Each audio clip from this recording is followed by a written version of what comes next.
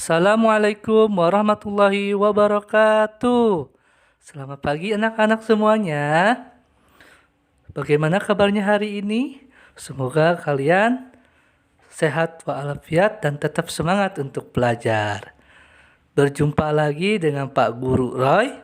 Hari ini Pak Roy akan membahas tentang pelajaran SKI, yaitu tentang kisah Nabi Soleh alaihissalam.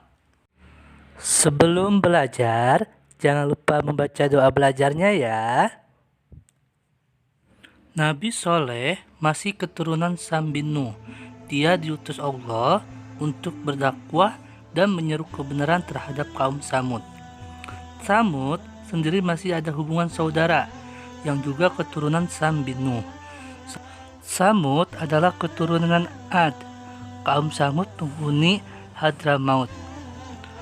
Kaum Samud ini mempunyai ilmu pengetahuan, keterampilan, dan kecakapan dalam bercocok tanam, berternak maupun di bidang bangunan. Karena keahlian itulah di Hadramaut mereka hidup makmur. Sesungguhnya semua itu adalah karunia Allah yang diberikan kepada mereka. Bahkan mereka pun diberi kekuatan dalam bentuk fisik yang tangguh. Mereka sanggup mengukir gunung-gunung dijadikan pemandangan indah. Beberapa ribu tahun yang lalu, suku Ad yang beriman menurunkan anak cucunya. Kemudian, anak cucu Ad ini berkembang lama-kelamaan, jadilah kaum Samud yang mencari Tuhan.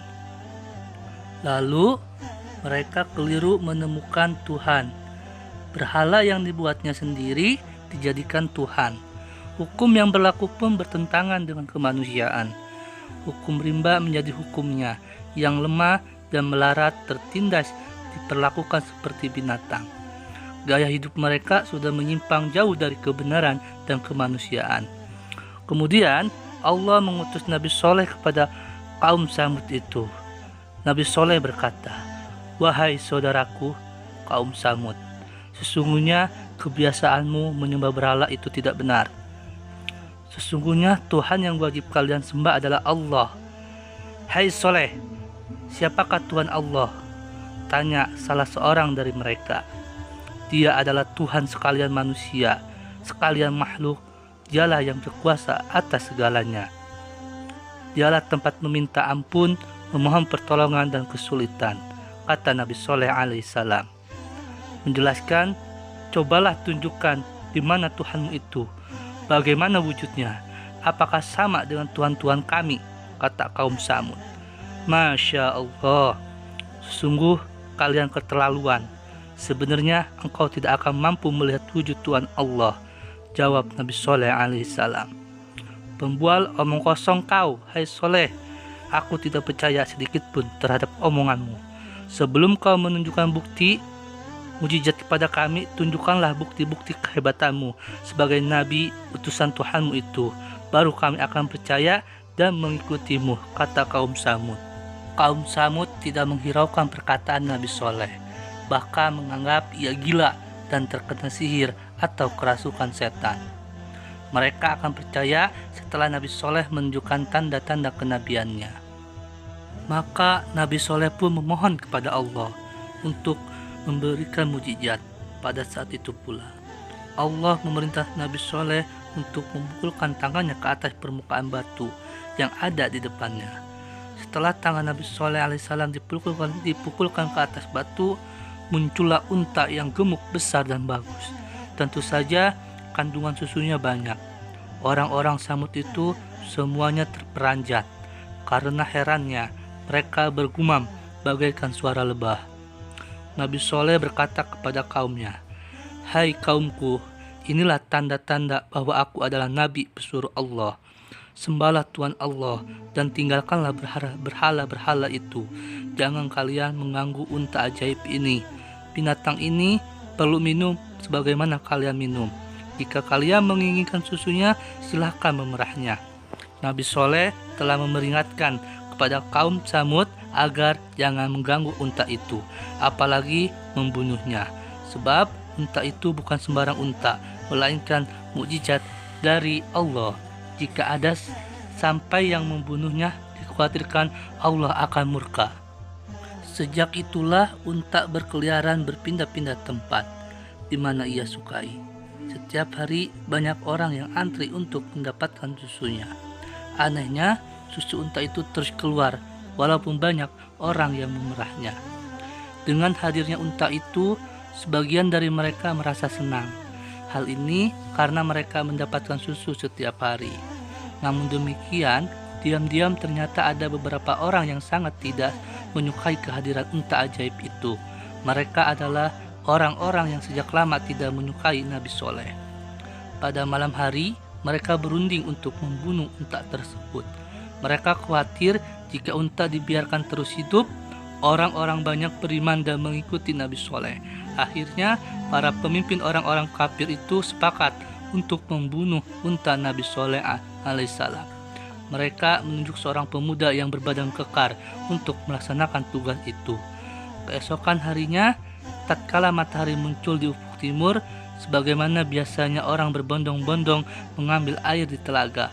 Setelah itu, para penduduk menyambut kedatangan unta secara bergiliran memerah susunya. Orang-orang kafir yang fanatik kepada berhalanya semakin panas hati. Diam-diam, seorang pemuda kafir menanti-nanti saat yang tepat untuk membunuh unta tersebut. Ketika waktunya telah tiba, saat orang-orang sudah meninggalkan unta itu, maka dengan segera pemuda itu membunuh sang unta. Setelah tahu untanya disembelih, Nabi Soleh marah bukan main.